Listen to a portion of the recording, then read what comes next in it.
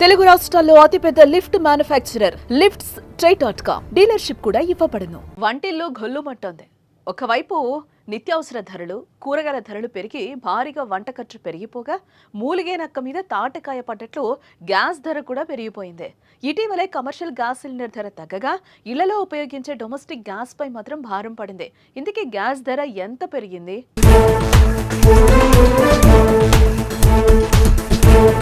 దేశంలో గ్యాస్ ధరలు పెరిగాయి. ప్రజలు ఉపయోగించే గ్యాస్ సిలిండర్ పై 50 రూపాయలను కేంద్రం పెంచింది. దీంతో ఇప్పటి వరకు డొమెస్టిక్ సిలిండర్ ధర 803 రూపాయలు కాగా ఇకపై 853 రూపాయలు కానుంది. అలాగే ప్రధానమంత్రి ఉజ్వల యోజన పథకం కింద అందించే సిలిండర్ ధరను కూడా 50 రూపాయలకు పెంచారు. ఆ సిలిండర్ ధర 500 నుంచి 550 రూపాయలు పెరిగింది. పెరిగిన సిలిండర్ ధరలు ఏప్రిల్ 8 నుంచి అమల్లోకి వస్తున్నాయి. గ్యాస్ సిలిండర్ అమ్మకాలపై 43,000 కోట్ల నష్టం వాటిల్లుతోందని, ఈ నష్టాన్ని భర్తీ చేసుకునేందుకే గ్యాస్ ధరను పెంచినట్టు కేంద్ర పెట్రోలియం సహజ వాయు మంత్రి హర్దీప్ సింగ్ పూరి తెలిపారు. 2 నుంచి 3 వారాల తర్వాత మరోసారి గ్యాస్ సిలిండర్ ధరల సమీక్ష ఉంటుందని ఆయన వివరించారు.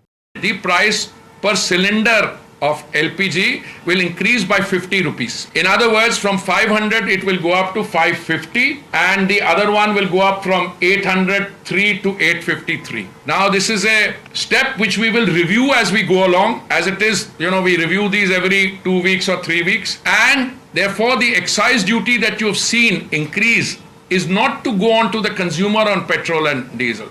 As I kept telling you, that excise increase is intended to compensate the oil marketing companies for the 43,000 crore that they have incurred as a loss on the gas part of it. Now you will say, what will happen to petrol and diesel?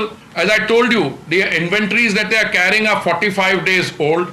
The inventories are very clearly at a much higher price. My expectation is that petrol prices, even if they increase beyond 60, because this is an international evolving situation, they are unlikely to go back to 75. అంతర్జాతీయ మార్కెట్లో ఉన్న ముడి చమురు ధరలకు అనుగుణంగా cylinder ధరలను నిర్ణయించుకునేందుకు కేంద్ర ప్రభుత్వం చమురు కంపెనీలకు అనుమతినిచ్చింది. అందుకని ప్రతి నెల ఆయిల్ కంపెనీలు ధరలను సవరిస్తూ ఉంటాయి. ఇటీవల కమర్షియల్ గ్యాస్ సిలిండర్ ధర తగ్గింది. హోటళ్లు, రెస్టారెంట్స్ వంటి వాణిజ్య అవసరాలకు ఉపయోగించే కమర్షియల్ గ్యాస్ సిలిండర్ ధరను 44 రూపాయలు తగ్గించారు. కానీ ఇంతలోనే కేంద్రం డొమెస్టిక్ గ్యాస్ పై భారం మోపడంతో గ్యాస్ బండ పేద, సామాన్య, మధ్యతరగతి ప్రజలకు గుదిబండగా మారింది.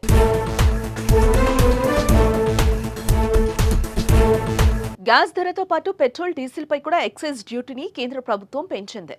లీటర్ పై ఎక్సైజ్ డ్యూటీని 2 రూపాయలు పెంచుతున్నట్లు ప్రకటించారు. దీంతో లీటర్ పెట్రోల్ పై ఎక్సైజ్ సుంకం 13, లీటర్ డీజిల్ పై ఎక్సైజ్ సుంకం 10 రూపాయలకు చేరింది. అయితే ఈ పెంపు భారం వినియోగదారులపై పడదని స్వయంగా కేంద్ర మంత్రి హర్దీప్ సింగ్ పూరి ప్రకటించారు.